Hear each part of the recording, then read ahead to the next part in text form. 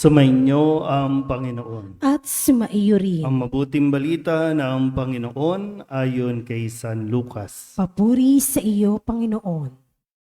Noong panahong iyon, sinabi ni Jesus sa kanyang mga alagad, "Walang mabuting punong kahoy na namumunga ng masama, at walang masamang punong kahoy na namumunga ng mabuti.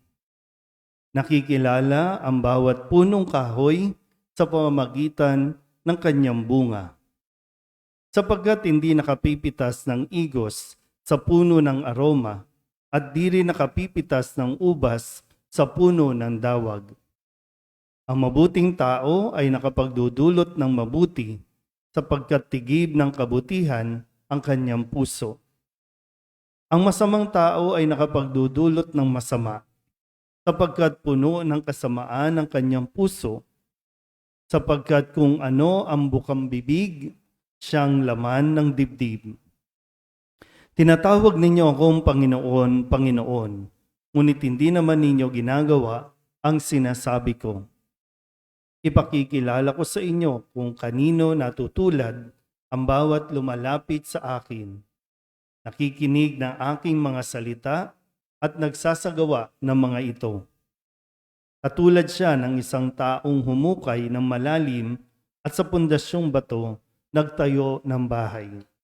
Bumaha at ang tubig ay bumugso sa bahay na iyon, ngunit hindi natinag, sapagkat matatag ang pagkakatayo.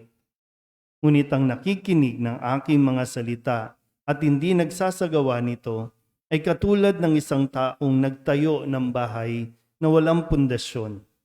Bumaha, nadaanan ng tubig ang bahay na iyon at pagdakay bumagsak. Lubusang nawasak ang bahay na iyon." Ang mabuting balita ng Panginoon. Pinupuri ka namin, Panginoong Hesukristo. Isang mapagpalang umaga po sa inyong lahat. Atin po munang balikan ang ilan sa mga salitang atin pong narinig ay binigay sa ating ebanghelyo sa linggong ito. Nung Lunes, narinig po natin na sinabi ni Jesus sa kanila, tungkol po ito doon sa pagpapagaling ni Jesus doon sa lalaking may sakit, araw ng pamamahinga. Sila po ay nasa sinagoga at minamanmanan si Jesus kung ano ba ang gagawin niya doon sa lalaking iyon. Kung kaya, ang sabi ni Jesus sa kanila, tatanungin ko kayo, alin ba ang ayon sa kautusan? Ang gumawa ng mabuti o ang gumawa ng masama sa araw ng pamamahinga? Gaya ng nasabi ko po nung Lunes, walang pinipiling oras o araw ang paggawa o pagbibigay ng kabutihan sa kapwa. Kapag hiningi ng pagkakataon, ibigay kung kaya natin ibigay ang kabutihan nito. At matapos po ang bahaging ito, nung Martes, ipinaalala sa atin ang kahalagahan ng pananalangin. Matapos, bago o maging habang ginagawa natin ating mga gawain. Kaya nga po si Jesus, sabi po doon, umahon si Jesus sa burol at magdamag doong nanalangin. Minsan maganda rin masuri gaano ba yung kalidad, yung quality ng ating paglalaan ng oras sa pananalangin.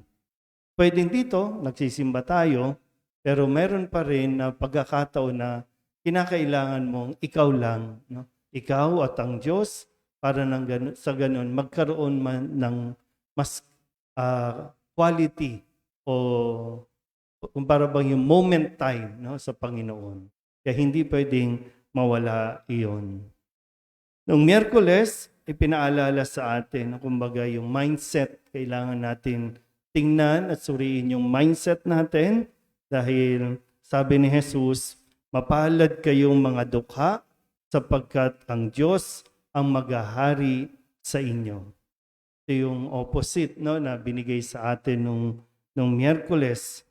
Nung Huwebes naman, ang sabi po sa atin, sa pagdiriwang natin nung kabanal-banalang pagtatampok, no, sa krus na banal. Na ang krus ay tanda ng ating kaligtasan. Hindi ito tanda ng parusa, kundi sa atin itanda ng kaligtasan. Kaya nga sabi po doon, sapagkat sinugo ng Diyos ang kanyang anak, hindi upang hatulang maparusahan ang sanlibutan, kundi upang iligtas ito sa pamamagitan niya.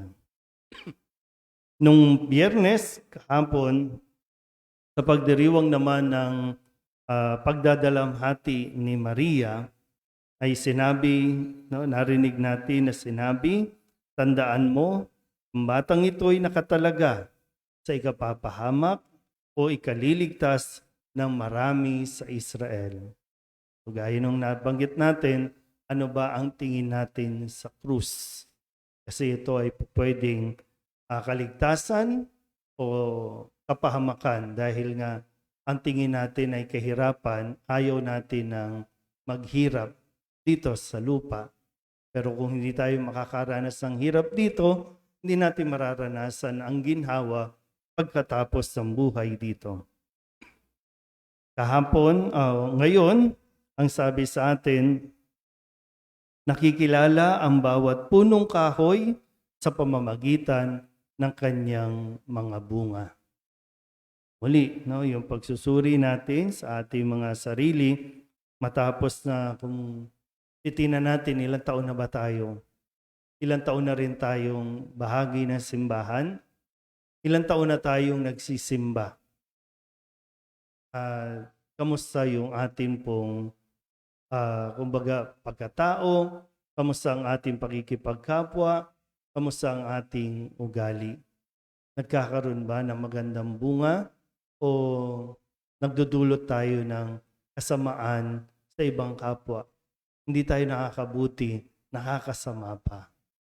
Sana po, no, patuloy natin na pakinggan ang sinasabi ni Jesus na ang isang taong nakikinig ng kanyang salita at nagsasagawa ay nagiging mas matibay.